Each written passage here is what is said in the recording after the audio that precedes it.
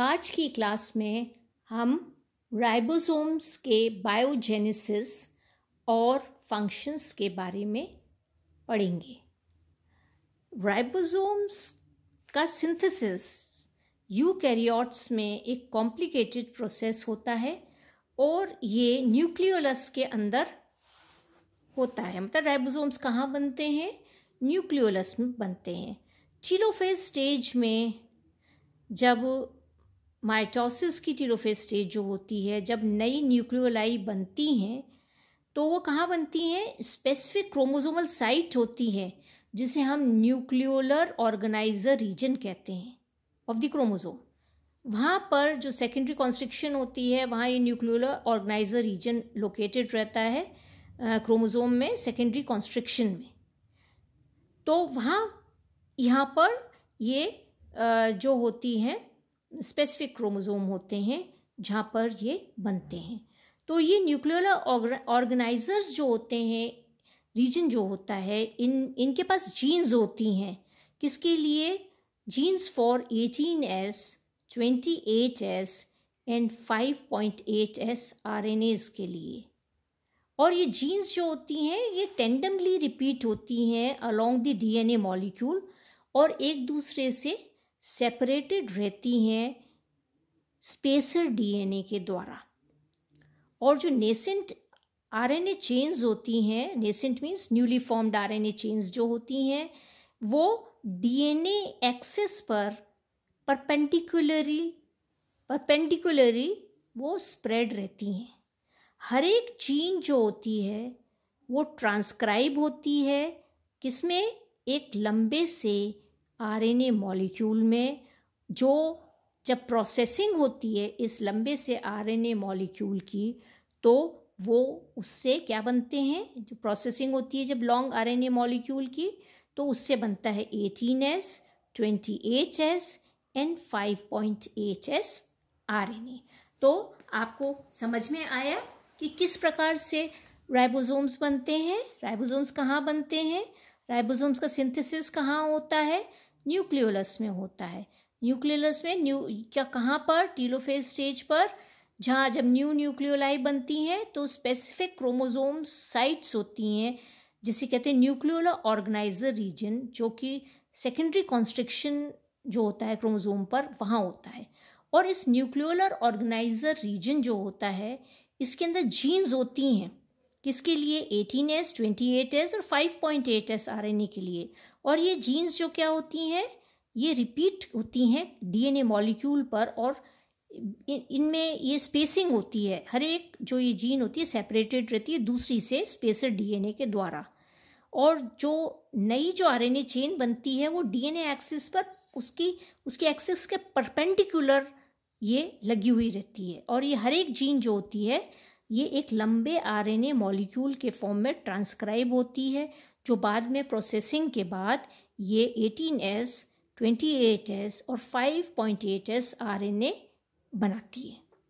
Jeans जो 5S RNA के लिए, एक और RNA मैंने आपको बताया था 5S RNA, 5.8S RNA होता है, एक 5S RNA भी होता है। तो 5S RNA जो होता है वो न्यूक्लियोलस में नहीं होता है, ये सारे न्यूक्लियोलस में होते हैं, परंतु ये कहाँ होता है? ये बाहर होता है, ये न्यूक्लियोलस से बाहर पाया जाता है। और ये 5S RNA का भी ट्रांसक्रिप्शन होता है जो RNA पॉलीमरेज 3 जो होता है वो करता है, जो क्रोमोसोम पर प्रेजेंट होते हैं और फिर उनको ट्रांसपोर्ट करते हैं न्यूक्लियोलस के अंदर। तो ये न्यूक्लियोलस के बाहर होता है 5S RNA का ट्रांसक्रिप्शन, परंतु ये ट्रांसपोर्ट कहाँ होते हैं? न्यूक्लियोलस में जाते हैं। फिर ये 70S राइबोसोमल प्रोटीन्स जो हैं वो साइटोप्लाज्म में बनते हैं। अब देखिए आप, RNAs बन गए तो RNA प्रोटीन भी तो होता है, राइबो न्यूक्लियो प्रोटीन पार्टिकल्स होते हैं ना RNA। तो ये RNAs तो बन गए, अब प्रोटीन कहाँ से आएगा इसके लिए? तो प्रोटीन कहाँ सिंथेसाइज होते हैं? साइटोप्लाज्म में। और ये सारे कंपोनेंट्स जो 18S होते हैं, 5.8S होते हैं, 28S होते हैं, 5S होते हैं और 70S होते हैं। 70S मीन्स 70 जो राइबोसोमल प्रोटीन्स हैं 70S होते हैं, ये सारे जो होते हैं वो कहाँ जाते हैं, ये न्यूक्लियोलस में कलेक्ट हो जाते हैं और फिर वहाँ जाकर, क्योंकि ये सारे प्रोटीन्स, ये 70 राइबोसोमल जो प्रोटीन्स हैं जो साइटोप्लाज्म में बनते हैं वो भी अल्टीमेटली न्यूक्लियोलस में जाते हैं। 18S, 5.8S, 28S, 7S ये भी ट्रांसपोर्ट होते हैं न्यूक्लियोलस में। जब वह न्यूक्लियोलस में सारे पहुँच जाते हैं तो फिर ये इनकी असेंबलिंग होती है।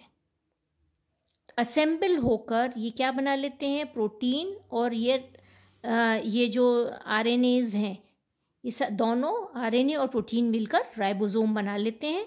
और फिर राइबोसोम्स क्या होते हैं, न्यूक्लियोलस से ट्रांसपोर्ट होकर ये कहाँ आ जाते हैं, न्यूक्लियोलस से बाहर निकलते हैं और न्यूक्लियर पोर से होते हुए ये साइटोप्लाज्म में ये बाहर ये आ जाते हैं।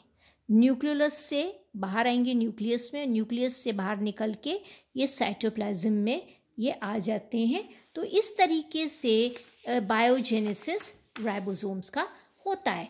आगे अगर हम फंक्शंस देखें राइबोसोम्स के, तो आप लोगों को पता है राइबोसोम्स का असेंशियल, जो मोस्ट असेंशियल फंक्शन, ये क्या मोस्ट इम्पॉर्टेंट फंक्शन जो होता है वो है प्रोटीन सिंथेसिस।